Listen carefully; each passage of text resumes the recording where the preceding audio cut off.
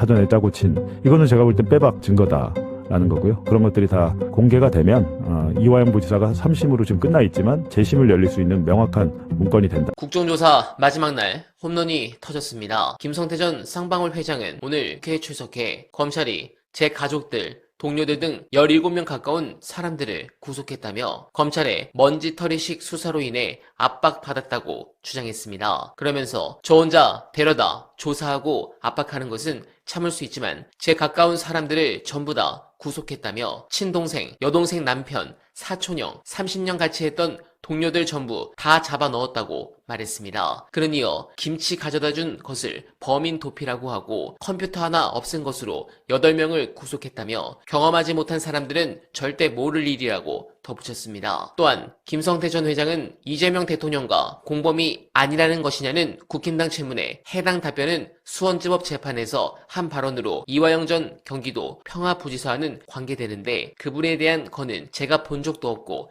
대가를 받은 것도 없고 상대를 안 했기 때문에 공범을 부인했다고 말했습니다. 내가 다른 것은 참을 수 있는데 좋아하는 분의 누가 돼서 죄송스럽고 창피하다. 속죄하고 있다고 울먹였습니다. 네, 주가 조작 부분이 걸려있어 다는 말은 못하겠지만 조작 수사는 인정을 하고 들어가는군요. 좋습니다. 이번 국조는 이렇게 마무리가 될 것 같은데 관련해 방금 봉지욱 기자께서 중요한 부분을 말씀해 주셨습니다. 해당 부분 끝까지 봐주시고 여러분들의 생각 댓글로 부탁드립니다. 박상용이 이번에 그 국정조사에서 드러난 게 이 5월 19일에 압수하기 전에 박상용 수원지검이랑 국정원에 있던 그 검사 이름이 뭐였죠? 유도윤 검사. 국정원에 파견 나간 검사랑 수원지검이랑 내통했다는 사실이 지금 국가정보원 자체 감찰을 통해서 밝혀진 상황인데 다 짜고 친 겁니다. 그래갖고 딱 봤더니 유도윤 부장검사가 딱 가서 들어가서 국정원 내에서 내부에서 보니까 총 66건 문건이 있는데 그중에 13건만 빼고 나머지를 숨겨라. 그래갖고 숨겨놓은 상태에서 박상영이가 나가가지고 압수해온 거예요. 그래갖고 제가 그 수원지검과 당시 국정원이 주고받은 공문을 좀 확보하는 게 좋겠다고 그랬는데 아마 그게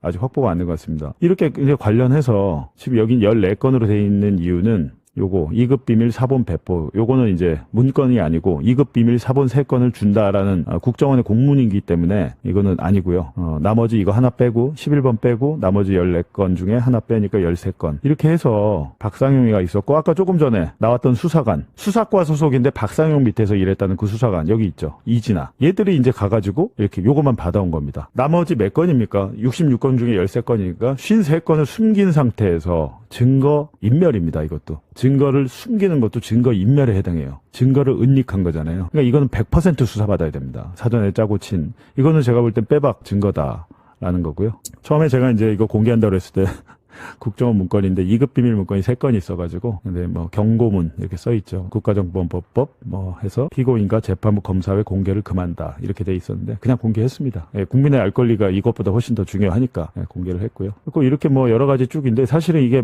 이런 부분이 있잖아요. 이거 다 지우고 준 거잖아요. 이런 부분 내용 통째로 다 지웠어요. 통째로 이 부분까지 있으면 우리가 정확하게 알 수 있는데 이 부분도 이번에 이화영 위증재판부에서 다 열람을 해야 될 것 같습니다. 자기들한테 불리한 내용 다 지우고 숨기고 이런 식으로 저번에 국정조사 때 가림막기에 있던 블랙요원 그분이 이제 작성한 거가 이제 2급 비밀 문건이고 나머지 이것저것 여러 명의 이제 대북 요원들이 국정원 요원들이 이런 문건들을 만들었던 거예요. 이제 김성애라는 사람은 통전부 실장인데 이분 김성애가 당시 트럼프와 김정은의 정상회담을 실무 조율한 사람입니다. 이때 당시 엄청 실세했어요. 그래서 안부수가 김성애와 통한다. 연결이 된다라고 해가지고 국정원이 안부수를 국정원의 협조자로 고용을 한 건데 이 안부수가 협조자 역할만 잘하면 되는데 쌍방울을 만나고 나서 쌍방울의 돈에 끌려다니게 된 거죠. 근데 그걸 나중에 국정원에서 알고 안부수를 얘 위험하다. 쌍방울이랑 주가 조작하고 다니는 움직임이 있고 실제로 주가가 올랐네 라고 해서 그 블랙요원이 안부수를 관리하던 블랙요원이 처음에는 김성애를 뭐라고 합니까? 포섭해서 우리 남한으로 데리고 오려고 했습니다. 안부수를 통해서 김성애가 돈이 급한 것 같은데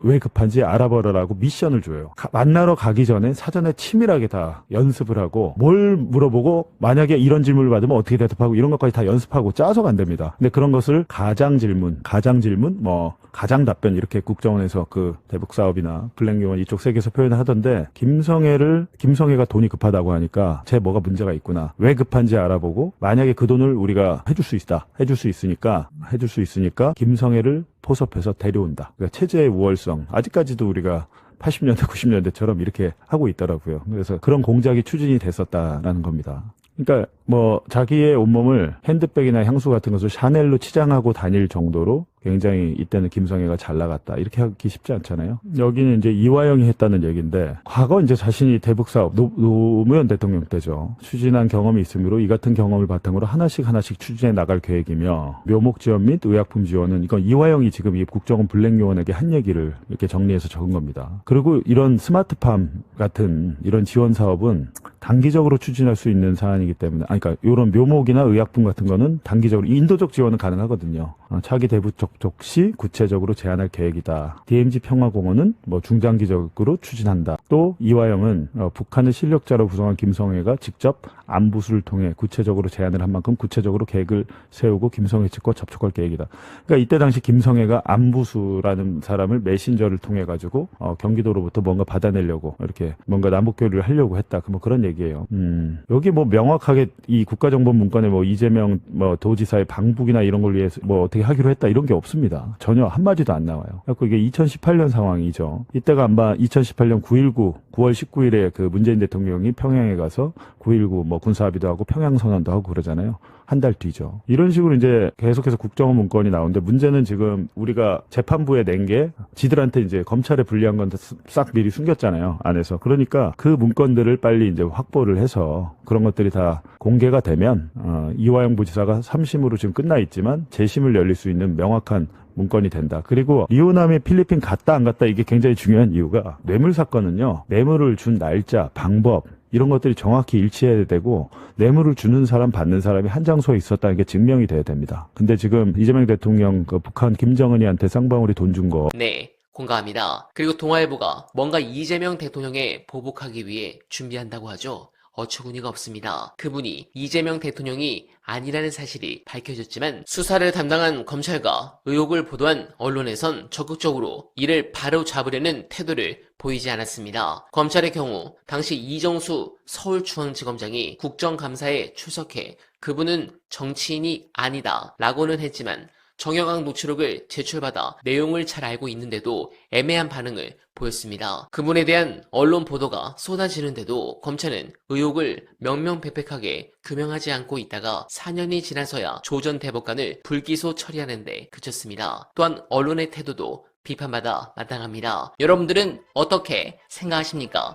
공감하셨다면 소중한 언알바 후원 부탁드립니다. 댓글에 고정된 내용을 통해 많은 사랑 부탁드리며 언알바는 오늘도 최선을 다하겠습니다. 여러분 고맙습니다.